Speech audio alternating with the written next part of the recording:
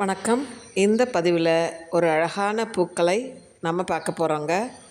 இப்போ நீங்கள் பார்க்குறது தும்பர்ஜியான்னு சொல்லக்கூடிய கருங்குவளைன்னு சொல்கிறாங்க. இந்த பூவானது இந்த சீசனில் நவம்பர்லேருந்தே நிறைய பூக்க ஆரம்பிச்சிருங்க. எவ்வளோ அழகாக இந்த பச்சை நிறத்துக்கும் அந்த பூவின் நிறத்துக்கும் எவ்வளோ அழகாக இருக்குது பாருங்கள். நல்ல ஒரு வாடாத பூ இது. 3 நாட்கள் ஆனாலும் வாடாது. செடியிலே இருந்தால் வாடாது. நம்ம பறிச்சிட்டோன்னா தலையில் வைக்கும்போது வாடிடும். நல்ல ஹெல்த்தியாக வளரக்கூடியது. எந்தவித பராமரிப்பும் தேவையில்லாத ஒரு செடி. பூச்சி தாக்குதலும் அதிகம் வராது. ஒரு சின்ன கிளை எடுத்து நட்டு வச்சாலே நமக்கு இது வந்துடுங்க.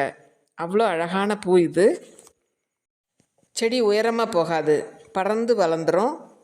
குத்துச்செடி மாதிரி படர்ந்து வளரும் பொழுது இந்த சீசனில் நிறைய பூத்துரும். வருடம் முழுவதும் பூக்கக்கூடியது தான், இருந்தாலுமே இந்த சீசனில் அதிகமாக பூத்துருங்க.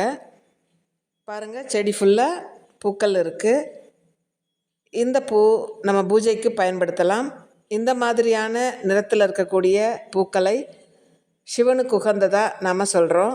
கருங்குவளை வகையை சேர்ந்தது இது.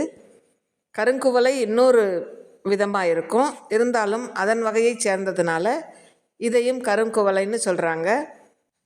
எளிதில் வளரக்கூடிய இந்த செடியை நீங்களும் உங்கள் வீட்டில் வளர்த்துடலாம். உங்களுக்கு கிடைக்கலன்னா வாட்ஸ்அப்பில் தெரிகிற நம்பருக்கு மெசேஜ் பண்ணியும் வாங்கிக்கலாம். இந்த பூக்கள் நீங்கள் பறித்து ஃப்ரிட்ஜில் வச்சாலும் 3 நாட்களுக்கு வாடாதுங்க. ரொம்ப அழகான மலர். நீங்களும் உங்கள் வீட்டில் இது போன்ற பல பூக்களை வளர்த்து உங்கள் தோட்டத்தை அழகாக்கலாம். இந்த பதிவு உங்களுக்கு பிடிச்சதுன்னா லைக் பண்ணுங்கள், ஷேர் பண்ணுங்கள், சப்ஸ்கிரைப் பண்ணுங்கள். பசுமையை போற்றுவோம். தேங்க்யூ ஃபார் வாட்சிங்.